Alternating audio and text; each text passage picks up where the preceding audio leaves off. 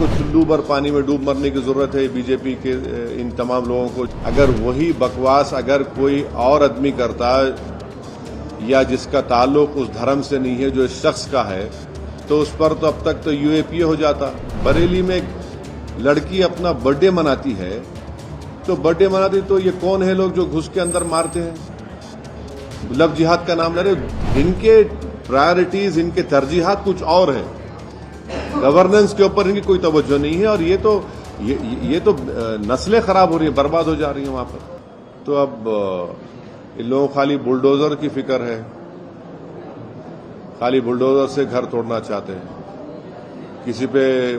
किसी मुसलमान पे इल्जाम लगा तो उसको लाकर पीटते और घर तोड़ देते।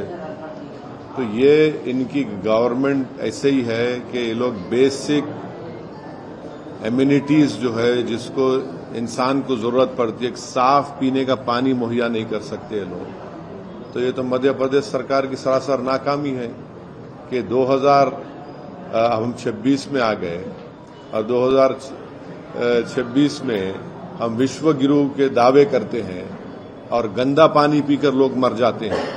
तो ये तो इनको चुल्लू भर पानी में डूब मरने की जरूरत है बीजेपी के इन तमाम लोगों को जो हमेशा बुलडोजर इस्तेमाल करते, कभी एनकाउंटर का नाम करते। तो अब ये इनको बताना पड़ेगा देश को। सर, तलवार बांटे जा रहे हैं, खुलेआम वीडियोस बनाई जा रही हैं। यति नरसिंहानंद ने भी एक बयान दिया है कि आईएसआईएस जैसा संगठन बनाना चाहिए, तो तलवार बांटना। तो ये इसलिए इस तरह की बकवास कर रहे हैं क्योंकि इनको मालूम कि उत्तर प्रदेश की सरकार उनको कुछ नहीं करेगी, केंद्र की सरकार आंख बंद कर लेगी, कान बंद कर लेगी।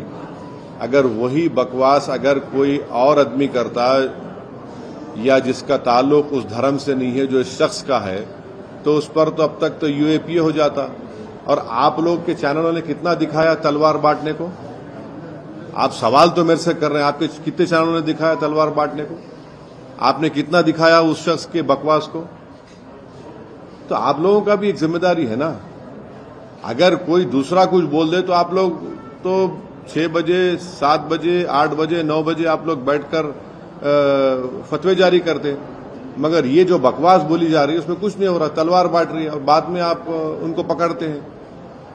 भाई तलवार अगर बांट रहे हैं तो फिर ये तो कानून को अपने हाथ में सामने ले रहे हैं। बरेली में एक लड़की अपना बर्थडे मनाती है, तो बर्थडे मनाती तो ये कौन है लोग जो घुस के अंदर मारते हैं, लव जिहाद का नाम ले रहे। नौजवान बच्चे हैं, बैठे हैं, बात कर रहे हैं, पुलिस ने इनको अरेस्ट किया। अरेस्ट करते हैं, इसको अरेस्ट बोलते हैं आप? अरे उनको अरेस्ट किया, बिल्कुल उनको अरेस्ट करे, उल्टा अरेस्ट करे उन लोगों को जो वहां पे इनवाइटेड थे। तो ये इनका दोहरा रवैया है बीजेपी सरकारों का कि ये खुली छूट दे चुके हैं विजिलेंटीज को कि आप जो चाहे करो हिंदुत्व के नाम पर। सर, हिंदी में आप अगर सुने, चाइना के फॉरेन मिनिस्टर हैं, उनका स्टेटमेंट अभी आया है। उन्होंने भी क्लेम किया है कि इंडिया और पाकिस्तान के बीच में उन्होंने मीडिएट किया ऑपरेशन सिंदूर के दौरान। पहले हमने देखा था इसी तरीके के बयान अमेरिका की तरफ से।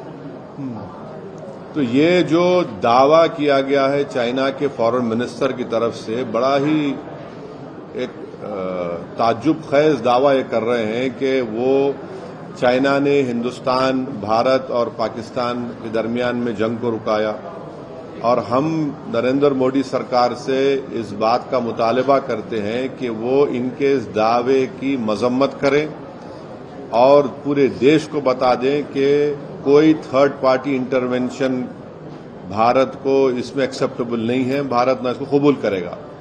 दूसरी बात यह है कि पूरी दुनिया जानती है कि चाइना 80% से ज्यादा हथियार पाकिस्तान को देता है और ऑपरेशन सिंदूर के दौरान उन्होंने जब हमारी बहादुर फौज और हमारी एयरफोर्स उन दहशतगर्दों के ठिकानों को निशाना बना रही थी, तो ये चाइना की हुकूमत ने उनको रियल टाइम इंटेलिजेंस पाकिस्तान की फौज को दिया ऑपरेशन सिंदूर के दौरान में।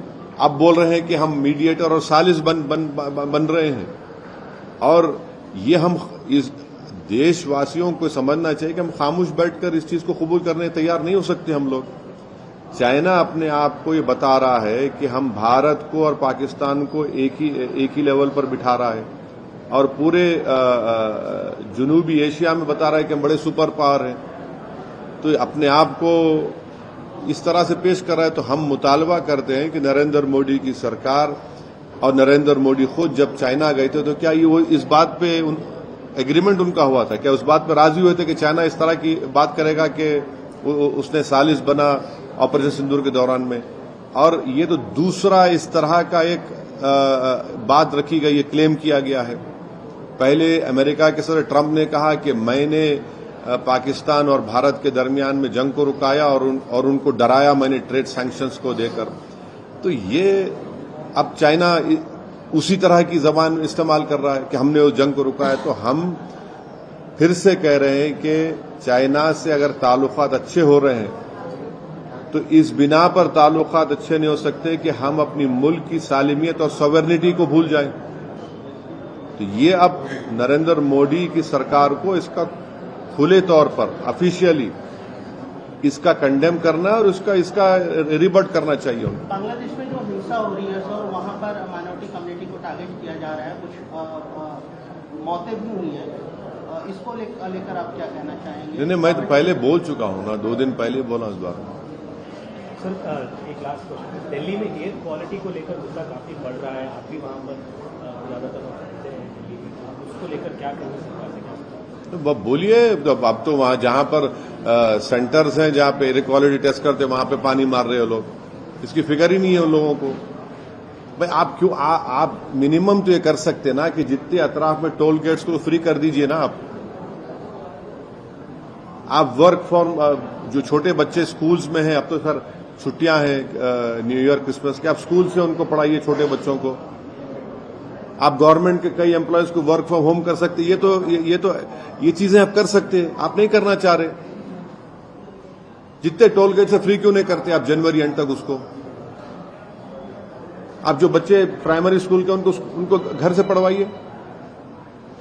ये करना ही नहीं चाहते, फिक्र ही नहीं है। इनके प्रायोरिटीज, इनके तरजीहात कुछ और है, गवर्नेंस के ऊपर इनकी कोई तवज्जो नहीं है। और ये तो नस्लें खराब हो रही हैं, बर्बाद हो जा रही हैं वहां पर।